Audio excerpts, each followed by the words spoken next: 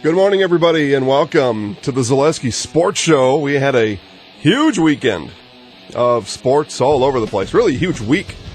And we'll get into much of it here, including another big Wisconsin Badgers win as they play the Kent State Golden Flashes, one of the fun nicknames across college football. Packers pick up a win against the Cowboys. High school football, things escalating quickly in high school football. Just 2 games left for most of your favorite teams. Some, just one. We'll talk about that, too. Steve Maves will be in the show here in just a moment. Volleyball across central Wisconsin will also be ending their last regular season games this week. Playoffs! Playoffs are starting soon in high school sports. Soccer winding down, other sports headed towards a playoff crescendo. And we'll start to get you lined up for those things here on the Zaleski Sports Show. We'll start first with the NFL. Packers, I guess easily. It was a big halftime lead for the Packers. Cowboys made a comeback at the end. But before we get into that, we're going to talk about the state of NFL officiating. And it's not good. It's not good.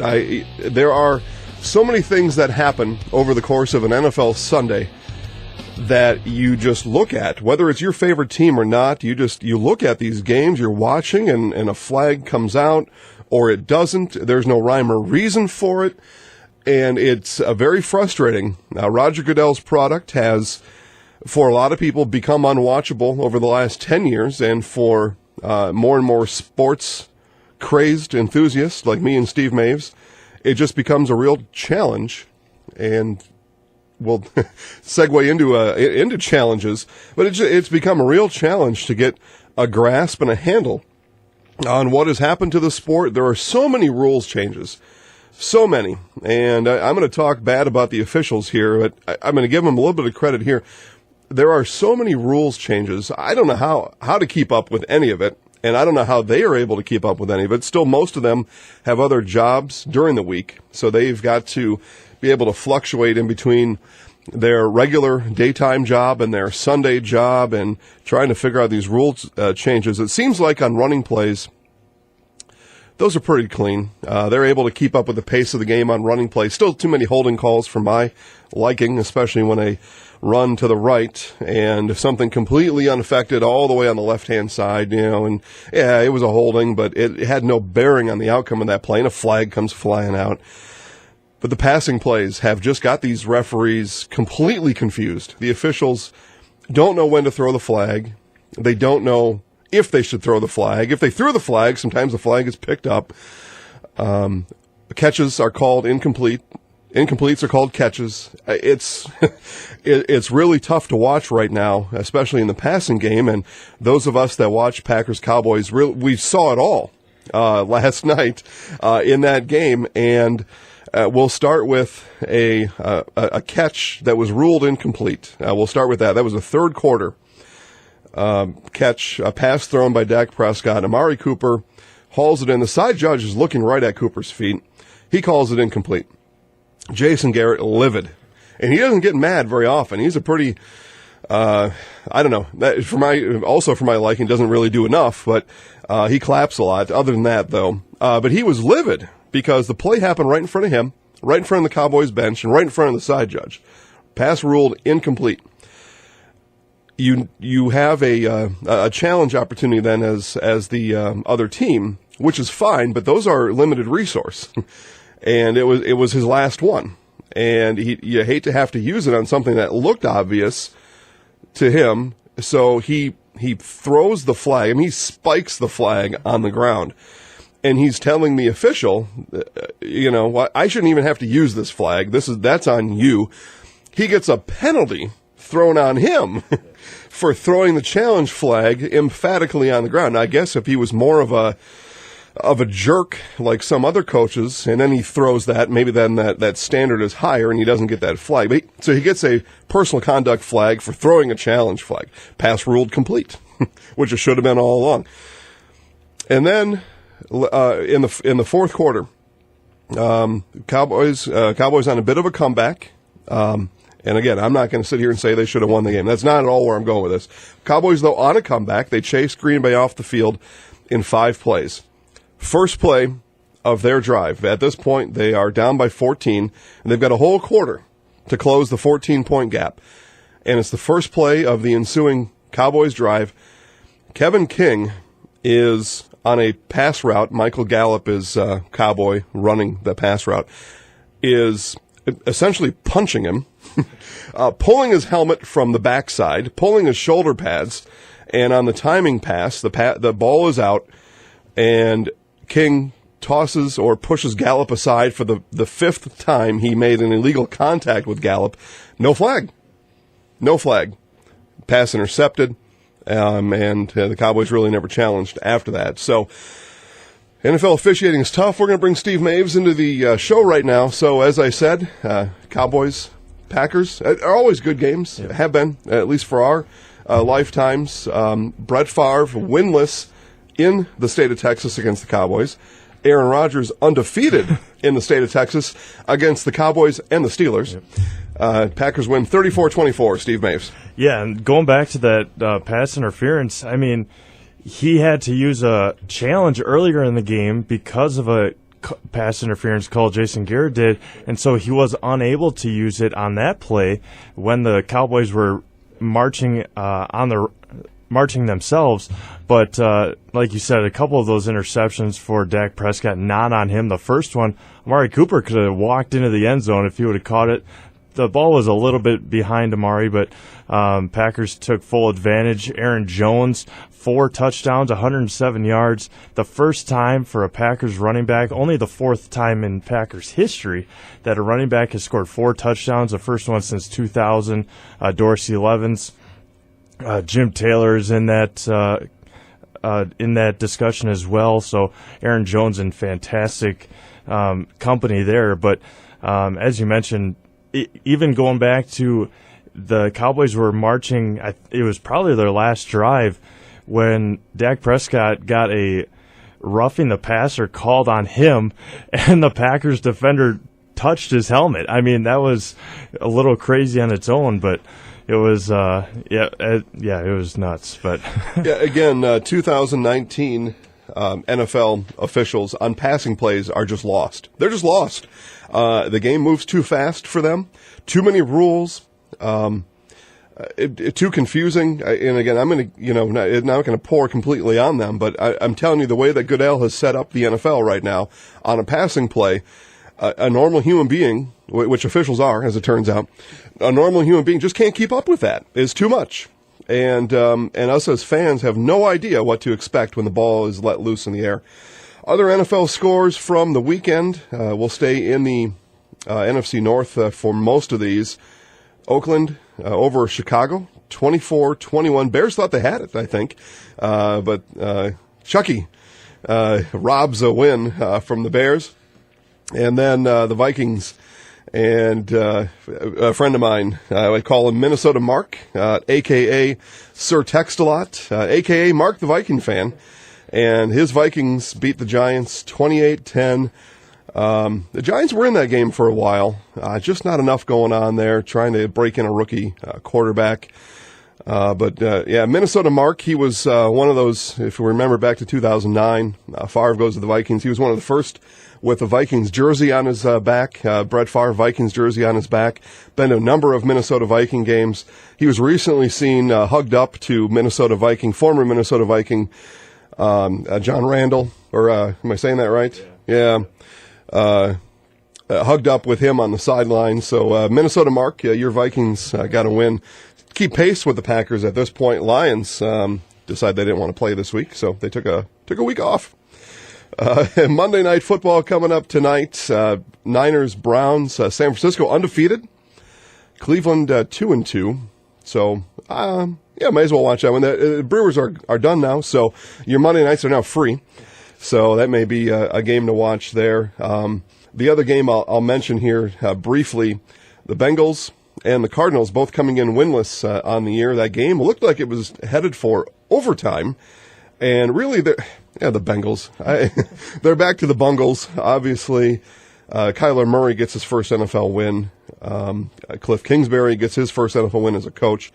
Arizona now 1-3-1, and the Bengals are 0-5. So the Bengals want to stay in contention for that first pick, and they'll have a chance. Although the Redskins without a win, Dolphins without a win. Dolphins didn't play this week either. But we'll let the NFL go for now, as there's a lot to talk about there, but we're not going to take up the whole show talking about the NFL. We'll move to college football, and Steve May is going to get us caught up on the number 8 ranked Wisconsin Badgers, Jonathan Taylor. You talk about 4 touchdowns. The Packers running back 4 touchdowns. Jonathan Taylor 4 rushing touchdowns, another receiving touchdown. He actually had 5 on the day, as Wisconsin takes care of the Golden Flashes 48-0. Jonathan Taylor, still Heisman Trophy candidate, right, Steve? Yeah, absolutely. I mean, the Badgers have scored more defensive touchdowns than they've given up this year. Another shutout, just continue to impress. Talking about how good Jonathan Taylor was, saw a tweet over the weekend that said, Jonathan Taylor obviously in the march for Heisman Trophy. The offensive line should be right there as well. I mean, they are opening up holes that anybody could run through, but now they're getting back into the Big Ten Conference. They beat Northwestern last week, put it to Michigan the week before that, but now back into it. Host Sparty this weekend, Michigan State, and then Illinois, and then the couple of huge games obviously coming up. They have at Ohio State. That's going to be really the marking point where the Badgers are going to be this year. Offensively, they have been outstanding. Defensively, even better. Again, just giving up those 29 points the last 3 weeks. So they have been outstanding. Again, as you mentioned, Jonathan Taylor doing a lot of work. Jack Cohen doing fantastic, passing the ball defensively. Jim Leonard has those guys flying all over the field. And a lot like the Packers, they're having fun. I mean, they're not giving up a lot of points. And offensively, they're scoring a lot of points. But Paul Chryst and the Badgers right on mark to show that they can contend for a Big Ten championship later in the year. Again, they don't have a whole lot. They have Ohio State and Iowa, the only 2 ranked teams that they have left. So should be a good conclusion to this year for the Badgers. Obviously, you can't contend for a national championship if you've got a loss on your record, so the Badgers will have to work that out, and then should that happen, obviously that'll mean they've beat Ohio State, they've beat Iowa, and maybe in a spot for that. Wisconsin, homegrown talent, showed up in that game yesterday as well. I know we've talked about Tyler Biadasz a lot. He's showing up now in mock drafts in top 10 status, so Amherst product there. The Chanel brothers also yesterday. John had a couple of rushes. Leo had an interception or a fumble recovery. One or the other. He had a turnover. Garrett Groshek a catch, a couple runs. So Wisconsin homegrown talent making noise there too. And as we talk about Wisconsin homegrown talent, those guys come from high schools here in Wisconsin, in and around central Wisconsin, the ones we're talking about here. So we'll move to football action from over the weekend. And I don't know that there was anything really shocking that happened over the weekend. A couple close games. As we'll go through some of the scores here, this is high school football from Friday night. And Abbotsford, really probably the closest game in the area and the closest game that we covered. Mm-hmm. It was Greenwood was up early, and it was a close game all the way throughout. It was tied at 22 into the fourth quarter. And Abbotsford finally did pull away 28-24. Greenwood now has lost 3 in a row. Greenwood may have a chance, though, to get well this coming Friday against Assumption. Assumption still looking for their first win of the year. But Abbotsford over Greenwood 28-22.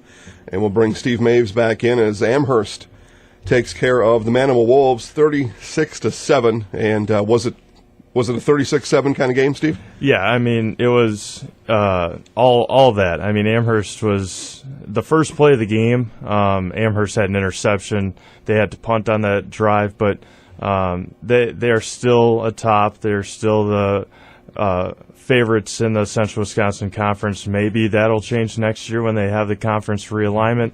but right before halftime, Manawa was able to punch it in. They are a very talented young team. Manawa is 6 or 7 seniors, a lot of juniors, a lot of sophomores. So when that conference realignment comes about, Manawa might be a team that might be a top 3, Stratford, Amherst, Manawa might be right there on the conference realignment. But Amherst, a potential conference championship game last Friday, because Amherst has a bye this week, and then they head to Iola, who's only got 2 wins on the year, over Wyowega Fremont, and Okano, who they shut out last Friday. But Amherst, the conference champions in the Central Wisconsin Conference, unless they lay a goose egg, which if that happens, Coach Lusick will not be very happy, obviously, when they go to Thunderbird Field next Friday. But yeah, big win for Amherst, and it's all of that 36-7 win. Amherst, one of those teams we talked about at the start of the show, doesn't have a game this coming week, so they've got 1 regular season game left. It is against, though, their rival, and you never know sometimes. So those rivals come in, you just never know. Medford, number 3 ranked team in Division III, easily over the Red Robins and Anago, 27-0. Let's go back to Amherst real quick. I think, anyway, and maybe I can say we, but I think it's likely an Amherst-Stratford matchup somewhere in the playoffs, either a level 4 or at state, depending on how the seeding and the regions or sections shake out. Stratford easily over Marathon, and that game was 53-0 up in Stratford. Stratford now 272-0 overall on the season. So those two coming in, and I mean, I can imagine it right now. But Steve, I'll kick it back to you real quick. I mean, Stratford, Amherst, that'd be a game. Yeah, and they've met up the last handful of years in the playoffs. Amherst has gotten the better of Stratford since 2012.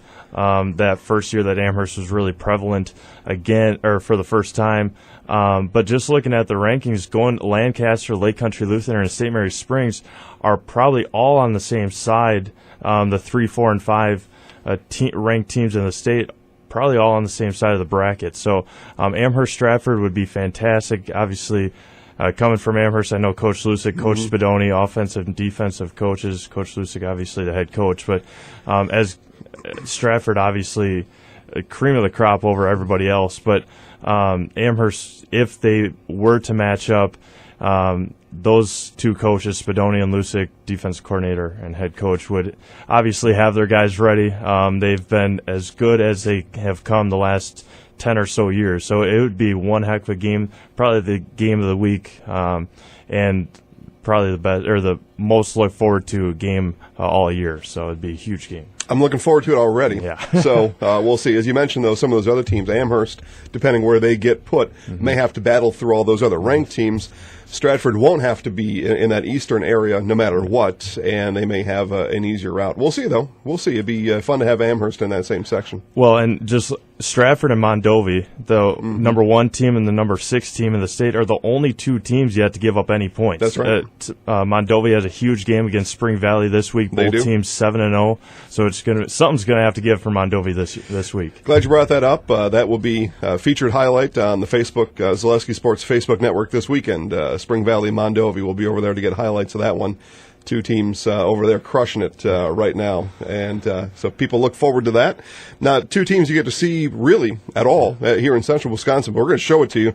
We'll give you highlights on late Friday night, early Saturday morning on the Zaleski Sports Facebook network.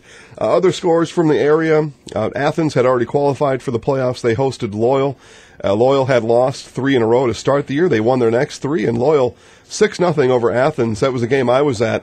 Loyal scored a touchdown in the first 3 minutes of the game, and that was it. 6-0. After that, as both teams just kind of clubbed each other over the head defensively for the rest of that game. Auburndale over Mayville, non-conference game there, 26-8. Coach Anderson, Auburndale, told us in our preseason special that their team goal this year was to host a playoff game. That looks to be accomplished. So congratulations, Auburndale. You will host a playoff game here in 2019. Spencer Columbus Catholic 28-22 over Cadott. DC Everest 48-6 over Toma. That sets up a big showdown in Marshfield on Friday. Get up to Hiding Stadium in Marshfield. If you can't, WDLB will have the call on the radio. Highlights of that game also on the Zaleski Sports Facebook network as Marshfield got past Wausau West. So winner of that game wins the Valley West. Big game out there. And also big game for playoff seeding. Both the DC Everest and Marshfield appear to have locked their places, though, into the playoffs here in 2019. Gilman over Assumption, 64-0. Mentioned Assumption still searching for their first football win here in 2019. Go through some of the other scores here. Mosinee squeaks by Rhinelander, 21-20. Neilsville Granton homecoming gets by the Stanley Boyd Orioles, 34-20. Iola Scandinavia, you said, beat Ocano, 35-0. We've got a score here that can't be right. It's showing online as Peshtigo 1, Sturgeon Bay 0. A baseball final over in Peshtigo. Obviously, that score didn't get put up correctly. Edgar crushes Rib Lake Prentice on homecoming in Edgar. Or actually, no, that homecoming was last week. That's a road game. So Edgar over Rib Lake Prentice, 62-0. I mentioned that Stratford score, 53-0 over Marathon. And the game on Friday, Steve Maves and WOSQ are going to have that live. You can watch that live on ZaleskiSports.com. It'll be Stratford at Edgar. Edgar has won the last two. And you mentioned, Steve, teams looking for just a point, just score against Stratford. Haven't been able to yet. Edgar is going to stand in the way and attempt to challenge that. But thoughts on that game coming up on Friday? Yeah, it's going to be a huge game, obviously, for bragging rights, because this will be the last time these two teams meet in conference. I wouldn't be surprised if they have a little non-conference game in week 1 or 2 in the next handful of years. But it'll be interesting. Coach Sins always has his team ready. I mean, he obviously one of the best coaches in Wisconsin high school football state history. Coach Tubbs will have his guys ready. That offensive line, I went up to Auburndale a couple weeks ago, offense and defensive line for Stratford.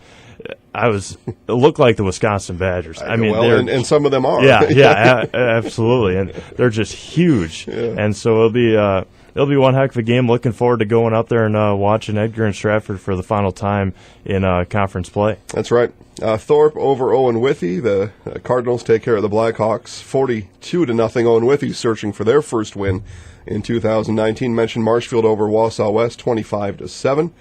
Almond Bancroft blanks Wild Rose, 40-0. Wisconsin Rapids Red Raiders become playoff eligible as they beat Spash 35-21. Wisconsin Rapids will finish up conference play in 2 weeks at Wausau West. Got a non-conference game this week against La Crosse Logan. A win at West clinches a playoff berth. Some other things could happen, though, but the Rapids Red Raiders are playoff eligible, and that's kind of a turnaround for Wisconsin Rapids football. So congratulations to Coach Biolo and the rest of his team. Again, they qualify. They're not guaranteed, but it looks and appears as though they will have a playoff game. I put them at like a 98% chance at this point. Pittsville over Rosholt, 37-12. And Pacelli over Menominee Indian, 46-8. As we wrap up known football scores from the area. I guess I did skip one. Eau Claire Regis, 40-9 over Colby. Colby, a previously ranked team in Division 5. They've dropped a couple. They got beat handily by Spring Valley, who you mentioned earlier. A couple weeks ago, and now Regis Clover Belt conference foe comes in to Colby and has their way with the Hornets, 40-9. Though Colby still playoff eligible as well. They'll be in the playoffs. So a lot of teams punching their playoff tickets. Spencer Columbus playoff eligible. Auburndale, Stratford, Wisconsin Rapids, Lincoln, Amherst, Loyal, Greenwood, Neilsville 1 game away. Now they've got a tough schedule. They're going to have to probably beat Regis, and that's tough ask there. But a team that just 2 years ago hadn't had a win in a number of years, won a couple last year. Neilsville Granton Warriors now on the precipice of making the playoffs, and they could still get a bid depending on who from their region. Now, they'll be out in the western area most likely for playoffs, but to go from 2 years ago not winning a game, and Coach Bryant now has his kids possibly in the playoffs. So Pittsville will be most likely back in the playoffs here in 2019. So many local teams in the playoffs, it's going to be hard for us to pick and choose who we're going to feature in the playoffs. But good news for football fans from the area. Your team is, if you've got a favorite high school football team, they're probably in the playoffs this year, and that's a good thing. Volleyball from around the area. Now, everybody in volleyball gets to have playoff fun. So whoever your favorite volleyball team is in the area will be in the playoffs. But we've got playoff action coming up again this week. We'll have Assumption at Stratford, playoffs, volleyball live on Tuesday night. We've also got DC Everest Marshfield soccer. Steve Maves will be on the call up in Marshfield as he checks out Hiding Stadium for the first time this year. And you should check out Hiding Stadium this year, and you've got soccer on Tuesday to do it. Fabulous sports facility here in central Wisconsin. And then on Thursday, Gilman at Columbus Catholic. That is Cloverwood volleyball. Should results go like we think they will Tuesday, the Pirates and the Dons will play for a conference championship on Thursday night. We'll have it live if you can't make it down to Columbus Catholic High School. And then Stratford at Amherst. Steve Maves will be on the call there. Steve, I don't know a whole lot about Amherst volleyball this year. We know, though, about Stratford, one of the top teams again in the state. And they'll finish out their regular season with a non-conference game over at Amherst on Thursday. Yeah, and I had some family over yesterday, and I didn't know a whole lot about Amherst volleyball either this year. Haven't been over to watch any volleyball, but they play very well in their conference. Wittenberg is usually right up there atop the Central Wisconsin Conference in volleyball. But Coach Jeff Lutz, I know Jeff very well. Mm-hmm. His brother and I play basketball together. I played with Jeff too. But it should be a good game. Stratford obviously coming off of a tough win against Auburndale last week, right. And but Coach Kafka should have her girls ready after a game on Tuesday against Assumption. Have a non-conference game right before playoffs start against Amherst. It's come to an annual thing. They played 2 years ago at Amherst. They played last year at Stratford, and see if Amherst can get a set win, maybe a couple set wins against Stratford. But it's going to be tough for the Falcons.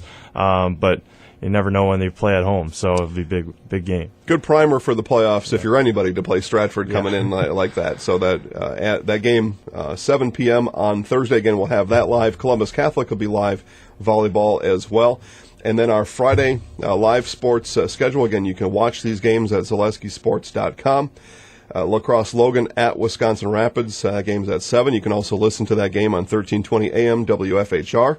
Assumption at Greenwood. Again, Greenwood's lost now 3 in a row. Assumption has not won a game yet this year, so somebody's going to win that game, and we'll have that one live. Again, ZaleskiSports.com. WOSQ and Zaleski Sports will team up. Stratford at Edgar mentioned that one earlier.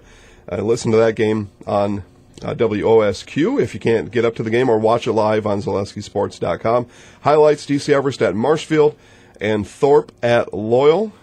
It'd be a good one there. Thorpe, a young team on the rise. And, of course, Loyal now winners of 4 straight. And they look to have things kind of tuned up. Coach Linder and his guys look to have things kind of pointing in the right direction here as they make a late run for the playoffs. Highlights tonight. Steve will be up in Marshfield. And soccer at Greasy Park in Marshfield begins at 5 p.m.